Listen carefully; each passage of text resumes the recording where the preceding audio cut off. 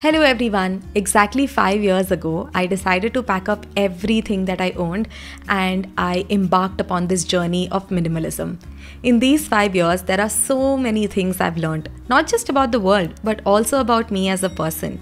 So, in today's video, I'm going to share with you 10 lessons that I learned in my 5 years of life as a minimalist. I hope you're excited about this, and with that, let's begin.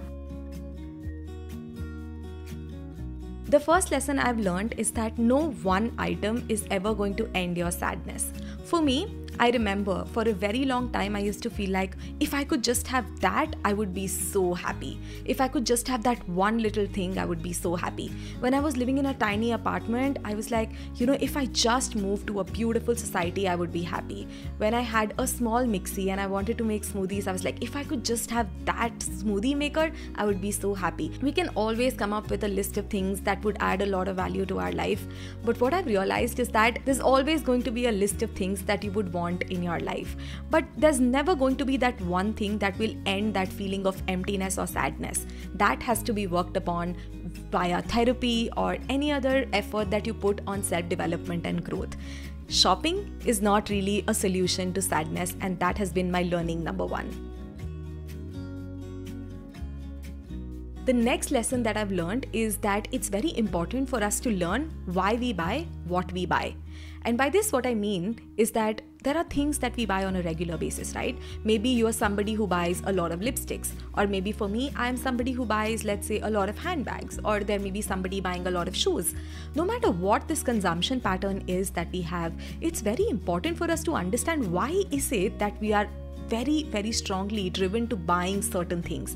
And the moment we're able to sort of break that down, we're able to come to the root cause of it, and then we can stop this cycle of constantly buying new things.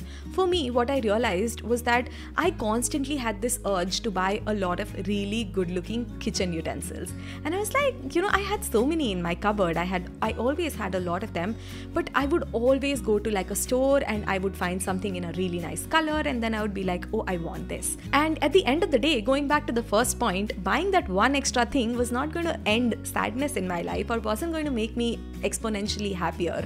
So I decided to zero down onto the problem. And I realized that the reason why I was buying all of this was because I wanted my YouTube videos to look really nice. Like every video, I wanted to use new utensils, I wanted to use new bartan so that people would like it, so that my videos would look better.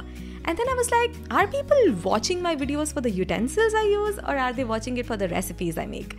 And it was really simple, right? It was the recipes that you guys cared about. And the moment I arrived at that, I was able to stop this constant cycle of buying new and new utensils. So basically, what you need to do is, if there's one item that you buy very regularly, you can probably pause yourself and be like, okay, why do I buy so many lipsticks? And then maybe you'll be able to arrive at the answer. And it can be pretty life-changing and a massive saving for your budget as well. The third lesson that I've learned in this journey is that minimalism doesn't really have a definition. And this was the most difficult thing for me to understand. Because, I don't just call myself a minimalist to myself. I also call myself a minimalist on public platforms like my YouTube channel or my Instagram account. And when you call yourself something publicly, there are a lot of people who are waiting to point out mistakes. So as a minimalist, whenever I would show that, oh, I have this amazing camera, people would be like, hey, but you're a minimalist, how can you have this? And that was so difficult for me to sort of overcome. The reason was that I started feeling guilty. I was like, it makes sense somewhere that if I'm a minimalist, why am I buying this or why am I buying that? And then I started reflecting deeply and I was like, is there a definition? Is there a rule somewhere that this is a minimalist, or that this is something that a minimalist can have and this they can't have? There's no such thing. You decide what minimalism is for you. You decide what you want to have and what you don't want to have. And then it became a lot easier for me. So I was like, okay, so this camera, this laptop adds a lot of value to my life. I'm going to buy it. These set of clothes, this particular brand of lipstick, this particular thing doesn't add value to my life, and I choose to not buy it. This may seem really easy right now, but when you get started on a journey like this, a lot of people will come to you and be like, hey, as a minimalist, you can't do this or you can't do that. There's nobody to tell you. You decide. As a minimalist, if you are choosing to start this journey, you decide what's minimalism for you and what's not, what's good to have for you and what's not. Basically, you decide where you draw your line and you live with it. The next thing I learned was that we have to stop judging ourselves when we get started on this journey. Now, when I started out as a minimalist, there weren't a lot of people in India who were actively talking about it. So I had to listen to a lot of people who were living internationally. And something that has been a trend internationally with minimalists is that they would wear only, whites or blacks, and they would only wear particular colors and stuff like that. And for me, for a very long time, I was like, I don't want to just wear whites. I like colors. I want to wear colors. I started actively comparing myself with these people. I was like, they are giving up on so much and I'm giving up on so little. And that started making me feel really miserable about myself. But then again, it comes back to the same point, right? You are doing this for yourself. So don't judge yourself for your journey. Don't compare your journey to anybody else, because this journey is supposed to be a very, very personal thing. It's something that you're doing for yourself. So how anyone else is executing minimalism or what anybody else's definition of minimalism is doesn't count. The next lesson was that knowing your why is so important. If you are considering starting on the minimalism journey, it's so important for you to know your why. The reason is that there are going to be TV advertisements distracting you from your goal all the time. There are going to be influencers on Instagram distracting you from your goals. There are going to be haul videos on YouTube distracting you from what you want. There are going to be people all around you buying stuff. And it is so difficult to contain that excitement, to stop yourself from buying things that you really want. But that's the point of minimalism, right? You've decided to do this because you want to make this active change in your life. And because of this, knowing your why, knowing exactly why you're getting started on this journey becomes really important. For me, my biggest why was that I want to have a life of freedom. I want to live a life where I'm not bound by a paycheck, where I'm not bound by a certain amount of money that I have to earn every month just to feel happy. And this why was something that I put up very strongly in every single piece of communication I made. In front of my eyes, in front of my room, I had my why very clear when I started out. And when I internalized that why is when it became really easy. So today if I see a haul video, I'm like, I don't want it. Today if I see an Instagrammer buying something really fancy, I don't want it. And it becomes easy. But in the initial stages, knowing your why is really important. The next lesson was that experiences are far more memorable than things.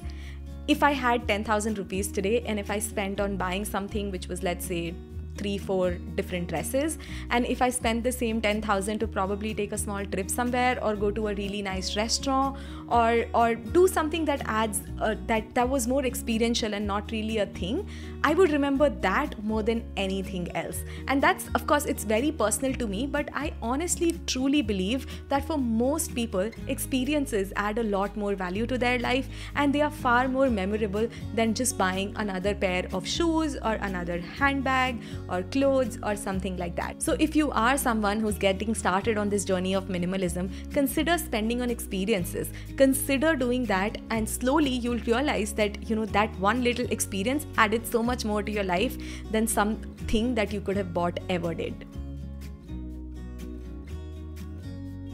The next lesson I learned was that it's okay to take your time. If you're somebody who's been a shopaholic, or if you've been constantly consuming a lot of things and buying a lot of things in your life, moving to minimalism can be very drastic. And whenever you make such a drastic change in your life, of course it's not going to come naturally to you in the first go. So it's okay to take things slow. You don't have to go out and give up everything all at once. Start with something that's easy for you to give up. Start with the next thing that's easy for you to give up, and then slowly transition into that lifestyle. You don't have to go all in. Again, minimalism is not to impress somebody or to make a point or to do anything like that. It's just a small lifestyle change that you're making for yourself. So it's okay to take it slow. If it takes you 5 years to transition into minimalism, that's fine too. What you can do right now is start with a small step. The next life lesson was a really important one, and that is that trends come and go all the time. Minimalism, sadly, is also a part of this culture that we all live in, right? So it has also become a trend of its own. And because of this trendy culture in minimalism, a lot of minimalism specific trends also come in, which is like hoarding plants or hoarding white t-shirts or, hoarding minimalism posters or whatever. A lot of these things are also coming into the picture. And, the point is that we decided to embark on this minimalism journey because we wanted to go away from this trendy trendy culture, and because we wanted to consume less, and because we wanted to live mindfully. And if minimalism itself becomes a trend, then what is the escape? So the point is to stay away from trends as much as possible, and it took me a little bit of a while to get used to that, because I would be like, oh my god, this notebook says I'm a minimalist, I should buy it.